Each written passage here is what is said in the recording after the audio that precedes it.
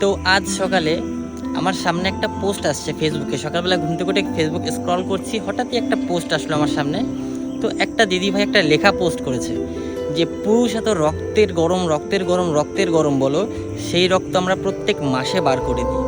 তো সেই দিদিভাইয়ের জন্য ছোট্ট দুটো লাইন হচ্ছে এটা: দিদিভাই, তুমি যে বলছো যে পুরুষের যে গরম রক্ত নিয়ে পুরুষরা এত অহংকার করে এবং সেই রক্ত তোমরা প্রত্যেক মাসে বার করে দাও, তো তোমার জন্য বলছি আমি দুটো লাইন যে পুরুষের রক্ত গরম আছে বলেই তারা রৌদ্রের মধ্যে এত কষ্ট করে পয়সা ইনকাম করে তোমার সেই রক্ত বন্ধ করার জন্য বা তোমার যেন কোনো সাইড এফেক্ট না হয় তার জন্য প্যাড কিনতে পয়সা দেয়। প্লিজ কেউ কিছু মাইন্ড করবে না। তো তোমাকে একটা কথাই বলবো, পুরুষের জীবনটা এতটা সহজ নয় দিদি ভাই। যদি বিশ্বাস না হয় ভগবানের কাছে প্রার্থনা করো তোমাকে পুরুষ জন্ম না দেয়, যেন তোমাকে যেন স্বপ্নের মধ্যে হলেও যেন একদিন পুরুষ বানিয়ে দেখায়। পুরুষের জন্ম কতটা ভয়ঙ্কর, কতটা দুঃখের, কতটা কষ্টের, বুঝলে?